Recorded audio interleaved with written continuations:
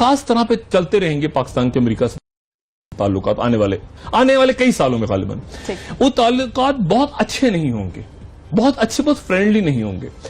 ایک امریکہ اور بھارت کے تعلقات, یہ جو مودی صاحب گئے ہیں واشنگٹن میں, یہ اس کو آپ ایسے نہ دیکھیں کہ مودی صاحب کی کوئی کامیابی ہوئی ہے, نہیں. امریکہ اور مودی صاحب سے پہلے, یعنی آپ چلے جائیں 3 پچھلے امریکی صدور پہ چلے جائیں, یعنی بل کلنٹن صاحب نے انڈیا سے ایک اسٹریٹجی نہیں بنائی کہ انڈیا ہمارا دوست ہوگا, پھر بش دور میں وہ آگے بڑھا, پھر اس کے بعد اب اوباما دور میں وہ آگے بڑھ رہی چیز. اور اصل جو چیز ہے, چاہے جو مرضی کہیں, وہ ہے چائنا. جو مرضی آپ کہہ لیں انڈیا, کیونکہ چائنا کے ساتھ اس لیے تعلقات اچھے رکھنے ضروری ہیں مغرب کے کہ ان کے ساتھ ٹریڈ کرنا ہے, ان کے ساتھ رہنا ہے سارا. لیکن جو باقی ایشوز ہیں اس پہ انڈیا اور امریکہ ایک پیج پہ ہیں. یہ ہمارے یہ لانگ. اچھا, پاکستان اور چائنا اب ایک پیج پہ. پاکستان کے لیے سمجھنا, لوگوں کے لیے سمجھنا تھوڑا مشکل یہ ہے کہ ہم ہمیشہ دیکھتے رہے امریکہ. اب چائنا آپ کا مین آنے والے کچھ عرصے میں اتحادی. اب ریاست پاکستان کی بات ہو رہی ہے, ریاست پاکستان کی. اچھا, اب یہ لوگ اس کو سمجھنا بھی شاید اس کو عرصہ لگ جائے کہ اچھا اب چین ہمارا دوست ہے. ہم کہتے تو ہمیشہ رہے ہیں, واقعی اب وہ صورتحال آ گئی ہے کہ پاکستان کے امریکہ سے کشیدہ تعلقات ہیں, انڈیا کے بہت اچھے تعلقات ہیں, اور ریجن کے اندر ایک چینج آ رہا ہے. ابھی میں زیادہ ڈیٹیلز میں نہیں جاؤں گا, لیکن اس کے اندر آپ کے پانی کا بڑا رول ہے. پانی, آپ کے جو سمندر ہیں ان کا بہت بڑا رول ہے, ٹھیک ہے نا. اس میں Asia Pacific, south China, Philippines, اور یہ شنگریلا ڈائلاگ پچھلے دنوں ہوا تھا. میں اس ڈیٹیل میں نہیں جانا تھا. میں صرف یہ بتا رہا ہوں کہ اب اس ریجن میں, اس پورے خطے میں اوپر چینجز آ رہے ہیں. اچھا, اوپر جو چینجز آ رہے ہیں, اب اس میں عرب ممالک غالباً ایک پالیسی اپنی اختیار کرنی ہے انہوں نے آنے والے دنوں میں, کہ وہ کس حد تک امریکہ کے ساتھ ہوگی, کس حد تک چائنا کے ساتھ ہوگی. ایران نے پالیسی ڈیسائیڈ کرنی ہے کہ ایران چائنا کے ساتھ جاتا ہے انڈیا کی انویسٹمنٹ لے کے چابہار میں, یا امریکہ کے ساتھ جاتا ہے. ایران کے لیے بھی بڑا مشکل ہوگا بیلنس کرنا. ایران ذرا سا اگر جاتا ہے امریکہ کے ساتھ تو ادھر سے عرب ممالک دبردوز کر دیں گے اس کو. لیکن ایک ریجن میں اسٹریٹجی چینج ہو رہی ہے. ایران بہت زیادہ جاتا ہے اگر, کیونکہ ایران کئی فرنٹ پہ لڑ رہا ہے نا. افغانستان کے اندر پاور اسٹرکچر گیم چلتا رہے گا, سارا ہوتا رہے گا. رشیا بھی شیڈوز میں بیٹھا ہے اور آنے والے دنوں میں سامنے.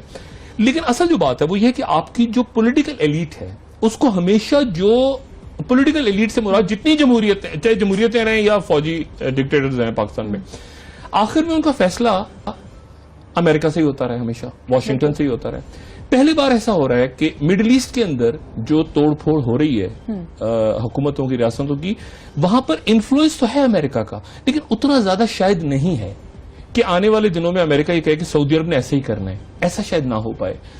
سب سے بڑی سازش یہ ہو رہی ہے کہ پاکستان معاشی طور پہ کھوکھلا ہو رہا ہے.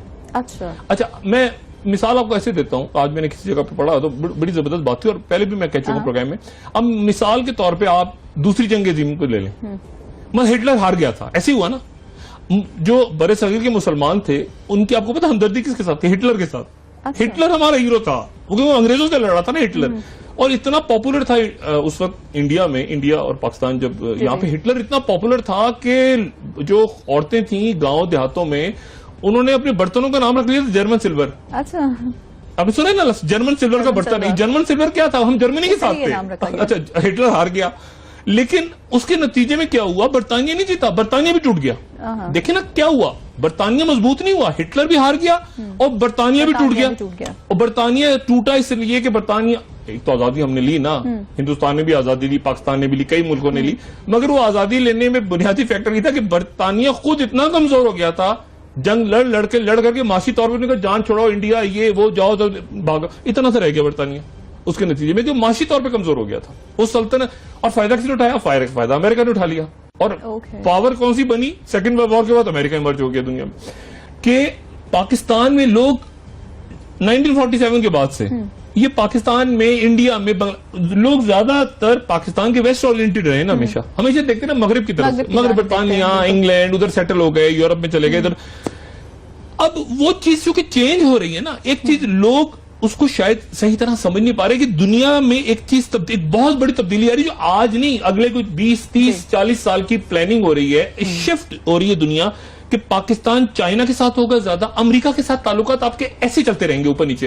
امریکہ کا مین اتحادی جو ہے وہ اب انڈیا ہوگا, ٹھیک ہے نا. اور انڈیا کے ساتھ اصل جو ان کے تعلقات ہوں گے وہ ڈیفینس ہوں گے. باقی ساری باتیں ہوتی ہیں کہ وہ ثقافتی میلے اور یہ اور ٹھیلا اور کپڑے اور ساڑیاں, اور یہ اصل ہوتا ہے اسٹریٹجی, آپ کا دفاع, آپ کی ملٹری ٹائز, آپ کی اکنامک ٹائز. اور یہ ہے دشمن ایک ہے اور وہ ہے چائنا. سامنے. اب دشمن کہیں جو بھی کہیں لیکن ہے چائنا ہی نا, اصل تو چائنا کا رول ہے, ورنہ کون سی محبت جا گئی مودی صاحب کی اور امریکہ کی, مسئلہ ہے بھارت کی. تو ایک اسٹریٹجی ہے. اب اس سے پاکستان کیسے نکلتا ہے آگے اس صورتحال سے؟ ایک میرے خیال سے بریک میں بات کرتے ہیں, کیونکہ یہ بڑا امپورٹنٹ شفٹ ہو رہا ہے پورے ریجن میں, اور اس کے اثرات اب پڑ رہے ہیں ان سیاستدانوں پہ, ان جماعتوں پہ جو ہمیشہ جن کے ذہن میں یہ رہا ہے کہ مغرب کی سپورٹ, اور ابھی شاید ادھر مغرب کی سپورٹ ان کو مل جائے گی, ان کو یقین ہے اس بات کا کہ مغرب کی سپورٹ ان کو مل جائے گی, لیکن جو ریاست ہے وہ جا رہی ہے چائنا کی طرف. اس حوالے سے